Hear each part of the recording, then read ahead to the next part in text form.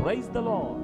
யோவான் 6ஆம் அதிகாரம் 54ஆம் வசனம் சொல்லுகிறது, என் மாம்சத்தை புசித்து என் இரத்தத்தை பானம் பண்ணுகிறவனுக்கு நித்திய ஜீவன் உண்டு, நான் அவனை கடைசி நாளில் எழுப்புவேன். புதிய உடன்படிக்கையின் ஆசீர்வாதங்கள் எண்ணற்றவைகள். அது இந்த உலகத்திற்கு மாத்திரமல்ல, நித்தியத்திற்கு உரியவைகள்.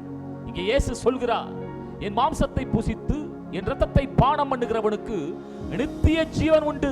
ஆம், திருவிருந்திலே அந்த அப்பத்தையும் அந்த திராட்சை ரசத்தையும் பருகும் பொழுது இயேசு கிறிஸ்துவின் சரீரத்தையும் இயேசு கிறிஸ்துவின் இரத்தத்தையும் நினைத்தல்லவா, அந்த மரணத்தை நினைவு கூர்ந்தல்லவா நாம் அதை உட்கொள்ளுகிறோம். ஆகவே நமக்கு நித்திய ஜீவன் உண்டு. நரகாக்கினை இல்லை, கோபாக்கினை இல்லை. நித்தியமாகவே ஆம் நித்திய ஜீவன் உண்டு என்று அவர் நமக்கு வாக்கு பண்ணுகிறார். இந்த நாளிலும் கூட ஆண்டவருடைய திருவிருந்திலே இப்பேற்பட்ட விசுவாசத்தோடு கூட பங்கு பெறுகிற தேவ ஜனமே, உங்களுக்கும் எனக்கும் நித்திய ஜீவன் உண்டு.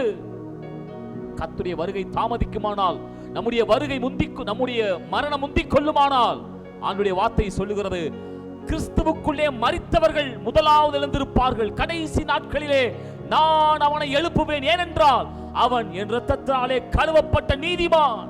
கிறிஸ்துவுக்குள்ளே மரித்தவர்கள் முதலாவது எழுந்திருப்பார்கள். ஆம் பிரியமானவர்களே, இது புது உடன்படிக்கையின் ஆசீர்வாதம். இந்த ஆசீர்வாதம் இம்மைக்குரியது மாத்திரமல்ல, நித்தியத்திற்கு உரியதாய் காணப்படுகிறது.